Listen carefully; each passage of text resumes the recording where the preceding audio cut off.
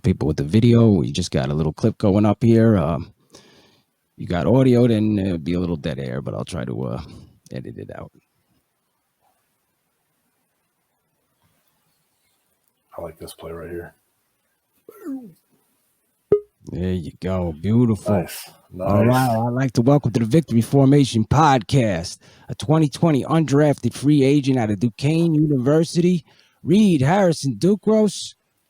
Welcome to the show, man. Hey, Reid, welcome. We're good, man. Good. All right. There we go. We got some transitioning going. Man, how you been, brother?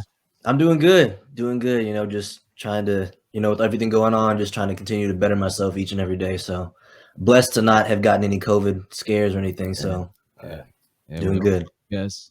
I don't know if I got it or not. I mean, over here in PA, they don't checking you for it or nothing. I went to the doctor a couple times. They didn't even check, but whatever.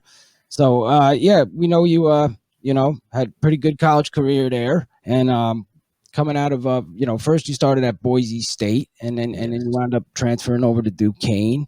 Tell us a little bit about Boise State and then we'll get into Duquesne and the reasons why you transferred. Yeah, well, Boise State's honestly, I have no, hard feelings towards them. Honestly, it's one of the best, I feel like, college football towns in America, right? Because, Idaho, and especially Boise, Boise football is their NFL team. It's their NBA team. So, no matter who you're playing, you could be playing like an FCS or a D3 NAIA team. And, that whole stadium will be packed because they live and bleed blue, right? So, I enjoyed my experience there. I guess kind of getting into the transfer part. So I played my freshman year kind of on special teams and a little bit at the end of games. And then my sophomore year, I actually started the first 4 games against Troy, Washington State, New Mexico, and then Virginia, right? And so through those first 4 games, I did pretty well. I was rated the highest player on the team as a PFF. Yeah. And then halfway through the Virginia game, I got a mild concussion and was taken out for the rest of the game. And then kind of after that, I didn't get any meaningful snaps through the rest of it. And so I kind of started seeing the writing on the wall because the DB and the DC coach that brought me there, they left right after I signed. So the new guy, Coach Andy Avalos, who's actually the head coach at Boise now, he wanted bigger bodies at the corner position. And one of the things that I kind of started seeing is his, I guess, first recruiting class to Boise, all the defensive backs were 6'1" and above. So I kind of saw that like he was kind of transitioning to bigger bodies. So I decided to, make a business decision and, go ahead and transfer. Get more playing time. Yeah. Yeah, exactly. And what would you say the level of competition was in comparison from Boise State to Duquesne? Honestly, I thought it was going to be a huge difference, but I really think it's neck and neck. I think the biggest factor between FCS and FBS is the depth. They have more scholarships to pull from, and as well as, the O-line and D-lines, that depth at, in the trenches is huge, because FBS teams are rotating guys and they're not losing any, like, I guess, skill. But, at FCS, it's usually just the first team that's really good, and then the second team kind of falls off. So I think that's the biggest factor. But I think skill-wise, there's a lot of guys that I saw at FCS that could definitely start at not only non-Power 5 schools, but Power 5 as well. Awesome, man. Mike? I just kind of from the football side of things, what is like your preparation like going into a game? Like how much film study or visualization type stuff do you do? Yeah. Honestly, I watch a ridiculous amount of film.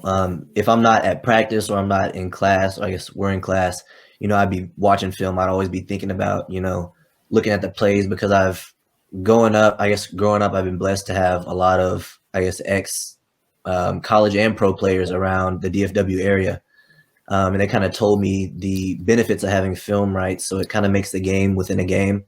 Once I figured that out, I actually had a notebook in high school where I used to draw every play up, so like 80, 90 plays. I used to draw it up and kind of see, okay, out of this formation, they run this, out of this formation, they run this a certain amount of times.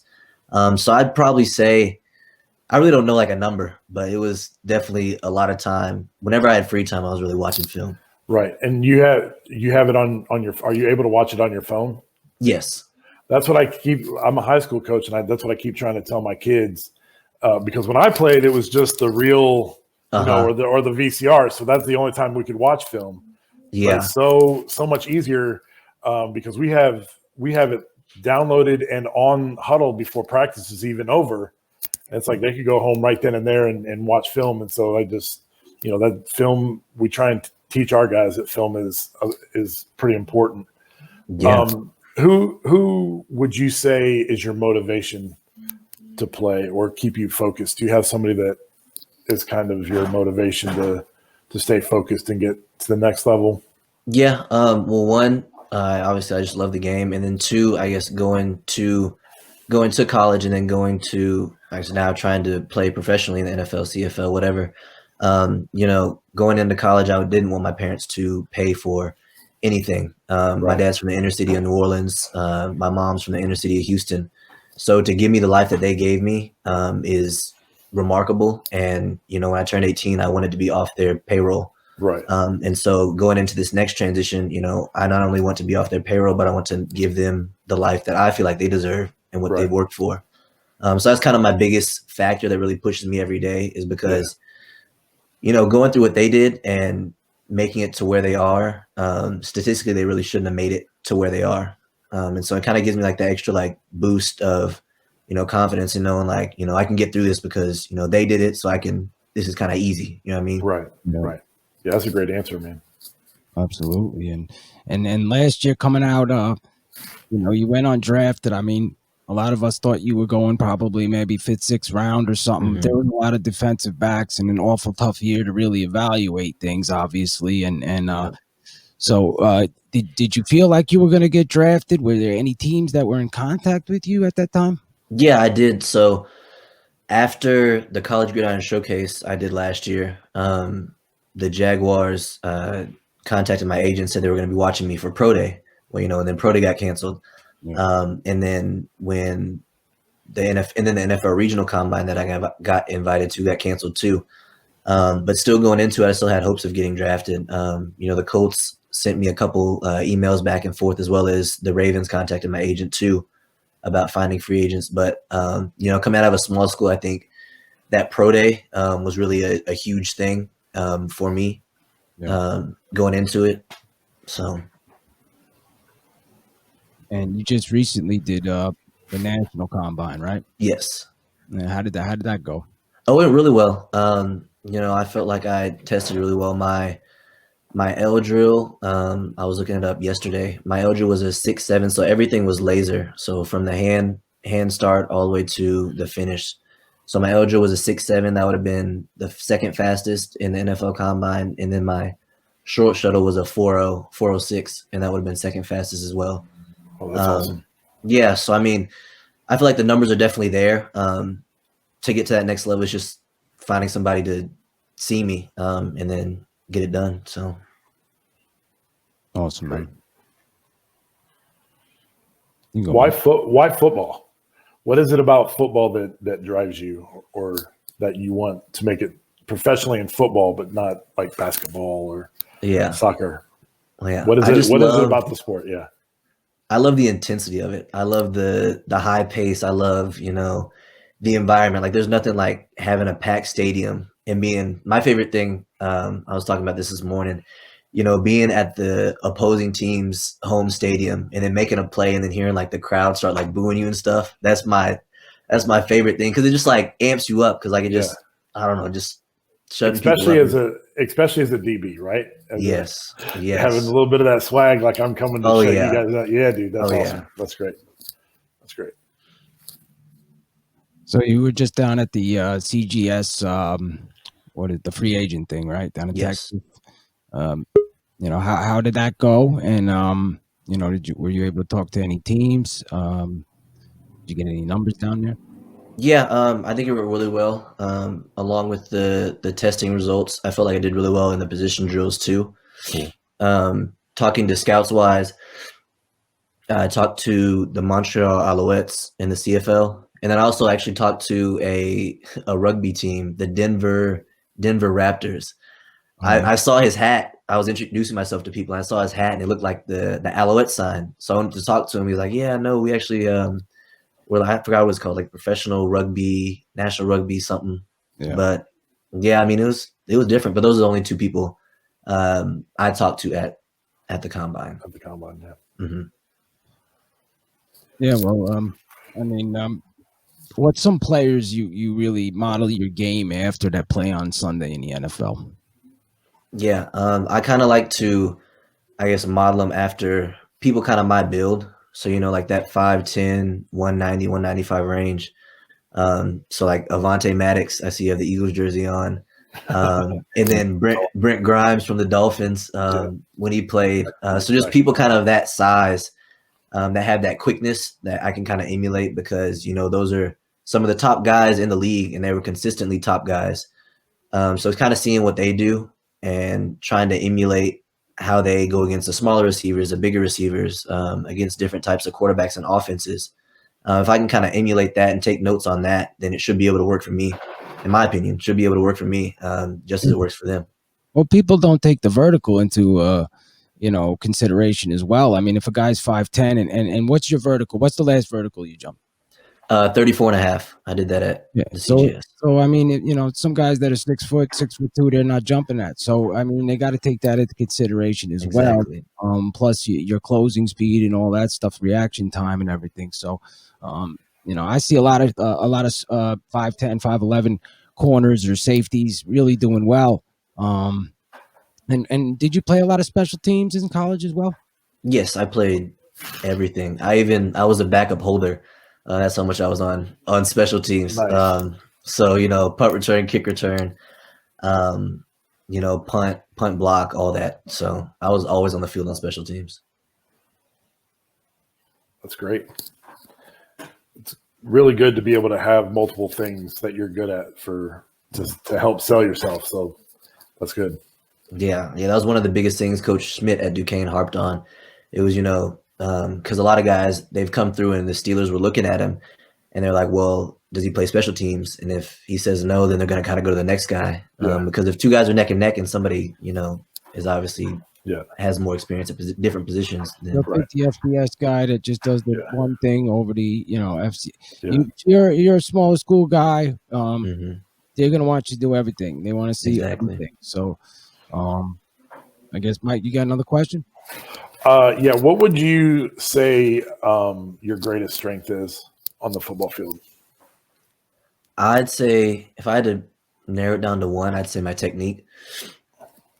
Like I was saying earlier. Oh, say it again. No, you're good. You're good. Oh, I was saying kind of going through the DFW area with the resources that I had, like Larry Brown, who was a Super Bowl 34 MVP for the Cowboys. Jay Valai, who was the ex-DB coach at Texas, Clay Mack, who's a DB guru. So just guys like that kind of in my corner, kind of just molding me since probably like 7th, 8th grade, just to kind of realize, I guess, not the power, but the benefit of being such a technician. And so when they kind of showed me the ropes, I kind of got obsessed with it and trying to be as perfect as I can, because it can make such a huge difference. If the guy in front of you is, bigger than you, stronger than you, if you have your technique right, then it kind of closes that gap. Right. And so like like we talk about those 5-star, 6'3" receivers, if you've got a good, good technique, will help you go against those guys. Oh, exactly. Absolutely. Good. And if you want to, say I'm a GM or a scout, coach looking at this right now, wanting to bring you into their organization, tell them what you bring to their organization, man. Right? Reid Ducros, what does he bring to their team, man? Yeah, well, first things first, I'm versatile. I can play in the slot, outside, safety. I can play multiple positions, just like we talked about on special teams too. I'm a student of the game. I really enjoy watching film. I'm very competitive in really every aspect, from the practice field all the way to, the film room. I'm always trying to be the best that I can be, because I always want to see that potential and then break through that roof and just continue to keep going. I'm a leader on and off the field, in the community as well. And honestly, I feel like I'm very very tenacious. I just feel like I'm a dog. I feel like I'm going to go out there and compete every single play and every rep, to try to get that win at the end of the game, no matter what position I'm in. Awesome, man. And if Mike has another question. No, I think we're good. Yeah, I had all the questions there. No problem. Then I'll have you let everybody know where they can find you on social media. That beautiful webpage. Yeah, let them know about your webpage and everything. Find all your stuff. Yeah. I have a website, reidducros.com. I have a Twitter at RDUCROS27. I have a Instagram at REIDHD5. I don't think I'm going to give you my number. I don't think I should. So I think that's enough. Yeah. He's a young guy, but good guy either way. Yeah, definitely. Effective for that. But man, we appreciate you coming on the show. Definitely, man. Awesome interview, well spoken, everything, man. I see big things coming for you in this 21 season, man. Reid Harrison Ducros, go check him out. ReidHarrisonDucros.com. He's got all his stuff up there, all his film and everything. Definitely a player to watch, man. Keep grinding out there. We appreciate you coming on the Victory Formation Podcast. Yes, sir. Thank you for having me on. Thank you. All right, man. Good. Have a good night, brother. All right. Wow, man. Just a phenomenal interview, huh? That dude's great. Yeah, just the energy and yeah, he sounds like a professional. He looks like a professional. Yeah. He has it together, Yeah. Answers were awesome. I forgot to put up his ticker though. Yeah. Oh man, I was worried about the film and everything, but no, you did a great job, man. I keep you holding it down over there in Pennsylvania. I keep losing Tristan over here. I don't know. He's got bad reception, so yeah, I didn't mean not to put him up there. I don't think I could edit that in. That's all right. It's the first show. We'll get it right. I promise that. But we'll put all his stuff up there on the site. Both the guys that are on there right now. When we put this podcast up there, we'll have all their film up there. So everybody can check it out on the front page of the Victory VFP.football. You'll be able to find all the episodes of the Victory Formation podcast. And Victory Formation is powered by donation. So hit that PayPal link so we can keep up the creations. All right. I got that right. That's beautiful. Nice. And Tristan Smith, see if we could get him on a little bit. And guess we'll just take a little break and try to come back to it. All right, man. All right, Mike. Or, if we don't wind up coming back, then we appreciate everybody tuning in. But, yeah, we'll try to get back. All right, brother. All right. Sounds good, buddy. All right. Yep.